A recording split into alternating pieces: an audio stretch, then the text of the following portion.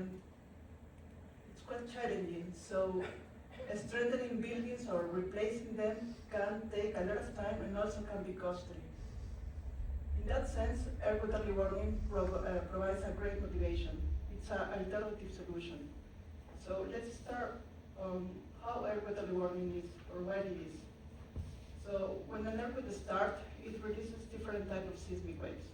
The first one, the P wave, they travel fast and they cause little damage.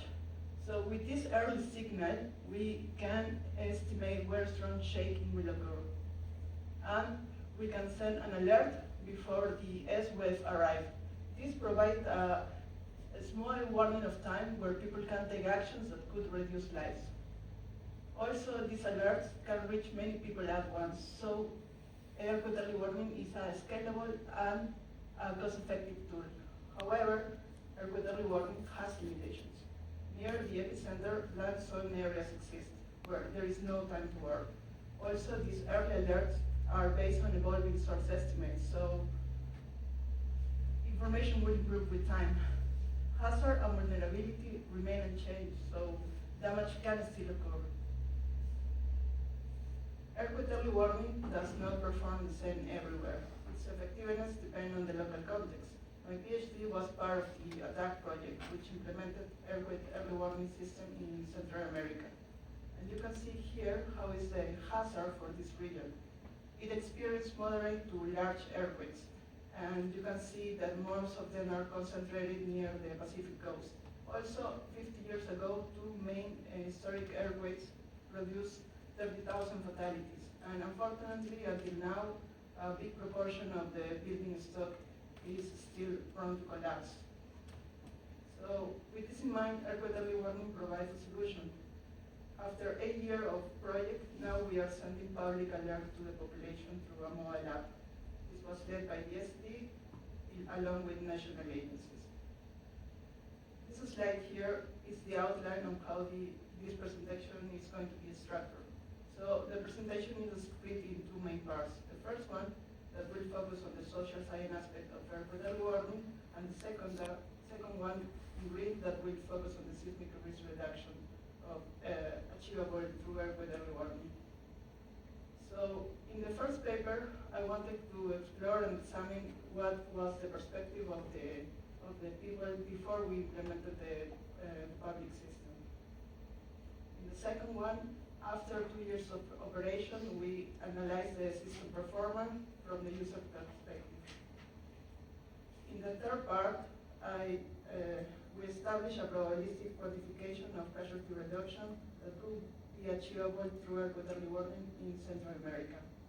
And in the last paper, we expanded this framework and we analyzed other regions in the world that don't have air quality warning or have an existing system.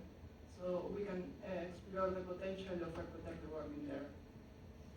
And as you can see, I am talking about behavioral responses of the people, the system performance, and also seismic risk.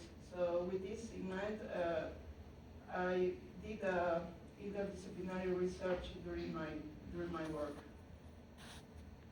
So let's go into the first paper. Why we decided to do the surveys? So air quality warning is not only about the technology, it's also about the people. We wanted to know what they expect from the system, and we want them to react to the alert, so we also want them to know what they motivate. In this figure, you can see the demographics that came from the survey. We did online and in-person surveys, and we reached nearly 3,000 participants. One of the key part is that most of the participants also had a lot of prior earthquake experience, so they not only have experienced strong shaking, they have experienced some injuries or losses. And this background is important for the results that we have from the air quality warning there. These are the summary of the key findings that we have from the survey. I know this is quite a lot, but don't worry, I will guide you step by step in each of the sections. Here we ask the people if they, the level of agreement that they have for the statement that we propose. 5 meaning they strongly agree with the statement that we provide. So in the first case, we focus on the perceived usefulness of air quality And you can see that the trend here is that most of the people are really into the system. They perceive it as useful and also beneficial, so there was a strong support for the implementation of it. Second part, we move on to the tolerance to alert limitations. So we asked the people about the limitations and also explained to them the limitations that the system has, such as the miss, the false, or the late alerts that we could have. At the end, people want to receive the alerts even if they are not perfect. And finally, we focus on the desirable alert threshold. So we see that people expect receiving alert from really low intensities, probably from MMI 3 onward. So this also helps us to design the system, the app that we provide later. So how air quality warning will change people's behavior? We wanted to know what they will do with these few seconds of warning times that we are providing. And we compared two scenarios, the observed action without any air quality warning and the intended actions that they will do when air quality warning was available. And you can see here how the fluctuation of the action changed between these two scenarios. We also aggregated the actions in three different colors, which are the active response, which improves user safety, the yellow one, which is passive responses, that they are in a state of alert and no action. So they couldn't act for indecision or inability to respond. And we can see that in the case that they have these few seconds of warning time, the active response increases by 30% and the inaction is reduced by 70%. So what can we infer from this graphic is that air quality warning has the potential to reduce inaction and promote active responses. That's the aim, that's what we want. So the conclusion of this paper, this was the first study to integrate the public needs into the development of an air quality warning system in a developing region. We also used the results that we have for the alert threshold, and we supported a direct alert strategy. So we implemented this in the app. And now, depending on the intensity level that you felt, you will hear this in your phone, or if it's higher intensity above 4, you will hear this. So early integration of user perspective improves the air quality warning system design. And now let's move on to the second paper. So now the app is released. It's been working on for nearly 2 years now. You can see that this is an overview of how the app looks. And we launched the app in 2023 in Costa Rica and Nicaragua, and in 2024 in the case of Guatemala and El Salvador. Each of the agencies, they run their own app. We have a combined user base range from 0.5 to 1.5 million. And this also depends on the activities. If there are airplanes going on, the number of downloads also increases. And you can see in the table the disaggregated values for each of the countries, and in parentheses the percentage relative to the national population. So we wanted to see how our app performed during these events. And we analyzed 5 major airways that happened during this time. We did this 5 post-alert surveys and we reached nearly 5,000 participants. But I want to only concentrate in these 2 main airways that happened, because they show different aspects of the performance. So in the first case, for the magnitude 6.5 in Guatemala, it was an offshore event located far away, 150 kilometers from the capital city, and with a blind zone of 54 kilometers. The disseminations delay were below 5 seconds. In the other case, in Costa Rica, it was also an offshore event located 70 kilometers from the capital, so a little bit closer. And the blind zone was 40 kilometers. And the dissemination delays were greater, above 10 seconds. So here I will compare the alert timing versus the perceived usefulness. In this case, the alert timing is related to when the people receive the alert compared to the shaking. So in this case, I'm showing the people that receive the alert before the shaking starts.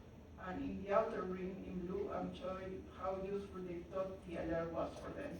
So darker blue is meaning that it was very useful. You can see that long warning times were experienced in Guatemala, like 64% of the people received the alert before the shaking, and most users received up to 15 seconds of warning time. The other case in Costa Rica, there were short warning times experienced by the people, and only 10% of them received the alert before the shaking, with only 5 seconds of warning time. But in both cases, you can see in the outer ring, the blue part, that there was positive perceived usefulness, even for the ones that received the alert during the shaking. Now, from alert to action, what makes the people respond? So again, I aggregated the actions in these three types of colors, and you can see that the active responses are not the majority as we will expect. It was the passive aware that was the most common response. And one other thing that we did with the analysis here is that these active responses are mainly associated with the high shaking. So if people were feeling MMIs above 4, they were responding, otherwise not. And I wanted to compare what is going on in Central America with the international context. So I compare our results with other air quality warning systems that exist in the US, Mexico, and Japan.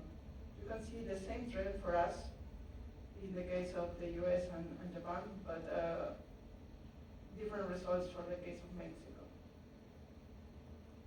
So here the conclusions for this paper is that the perceived usefulness remained high even with the limited warning time that we provided. Also, we see a gap between the intended actions that we found in the pre-launch surveys to the actual responses that people received during the air quality alert. So what's going on? Why people are not reacting to it? And also participants tend to act based on what they felt rather than the alert itself. So we found two drivers of protective action, where are this positive warning time and the self-intensities. Now let's move on to the second section, which is the seismic risk. And I will now forget about the social science and focus on the seismic risk. So in this case, air quality warning has been described as a promising tool that could substantially reduce the damage losses. At the same time, there is skepticism that a few seconds of warning time could change the outcomes of earthquakes. So in this section, the aim is to propose a framework that we can quantify the casualty reduction achievable through air quality warning. So how air quality warning fits in the seismic risk framework? So risk is based on these three components, which are the hazard, the vulnerability, and exposure. So there in the intersection, you have the risk. But what happens when you receive an alert from the air quality warning system? The hazard and the vulnerability remain unchanged. However, now we are providing warning time that could enable safety measures.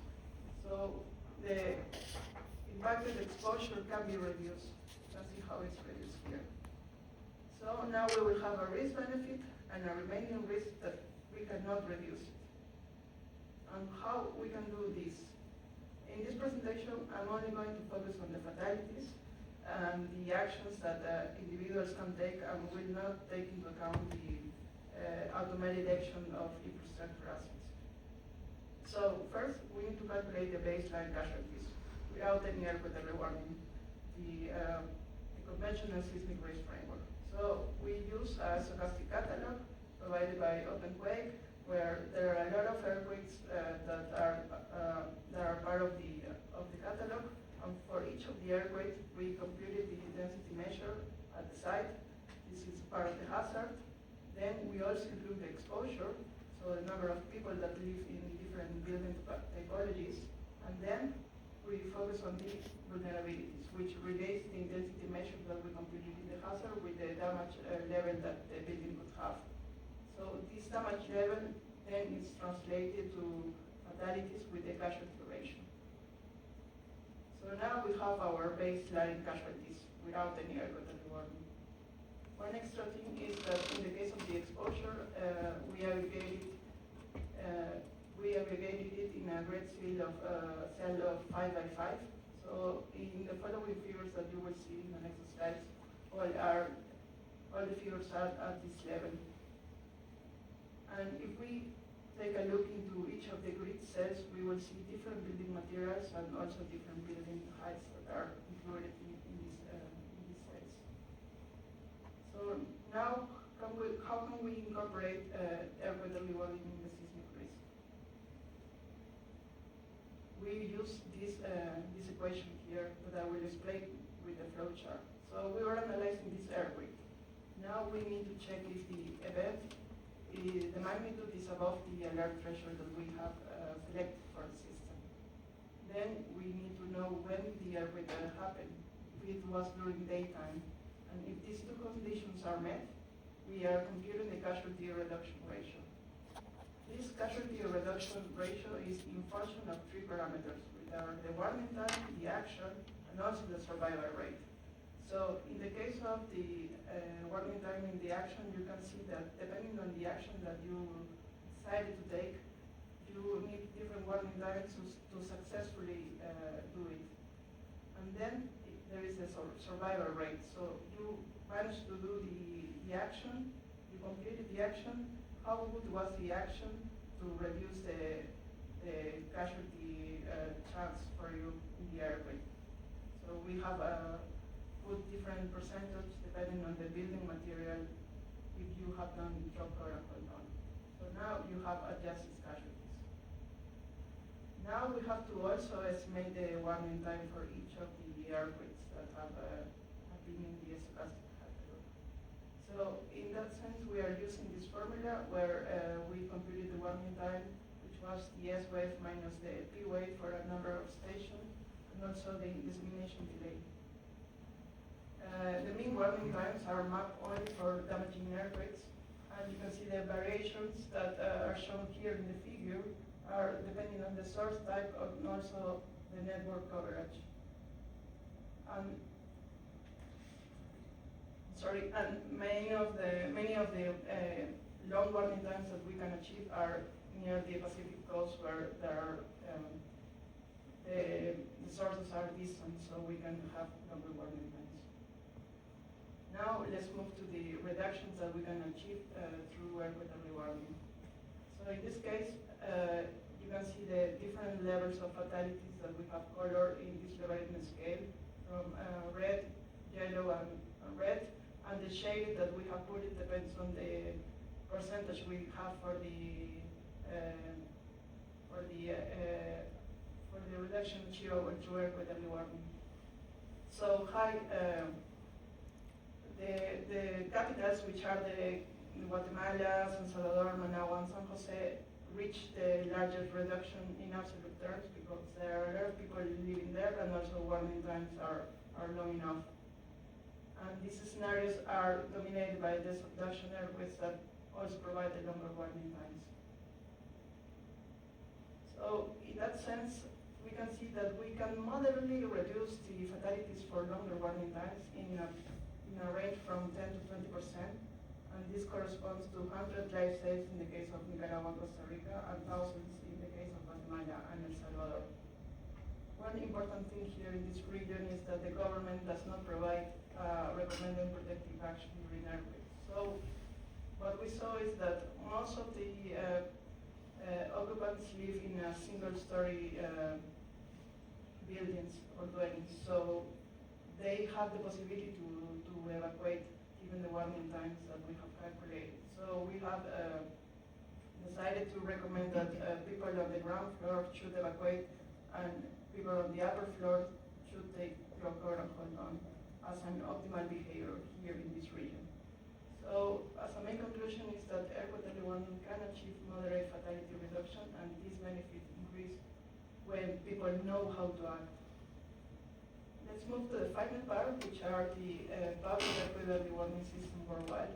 These are the air quality warning system that provide public alerts that are based on national seismic networks. We will only use two examples here in this presentation, which are the US West Coast and also Taiwan. But we will also analyze a homogeneous seismic network for part of Europe. So these are the mean working times using the same framework, using the current seismic network. And you can see that in the case of Shake Alert, has a really dense seismic network, and long working times are available for the regions in East Seattle and Portland for the Cascadia megatrust events. But shorter warning times are available near San Francisco and Los Angeles, due to the San Andreas fault system. In the case of Taiwan, western and northern Taiwan benefit from longer warning times because the active sources are distant. Regarding the reduction in terms of fatalities, Washington and Oregon and also northern and eastern Taiwan exceed the highest reduction associated to the longer warning times that we can achieve with the current seismic network there. So what's going on in Europe? We have used a homogenized seismic network with an interstation distance of 20 kilometers. And you can see that given that is driven by active shallow crust, we only have short warming times in general.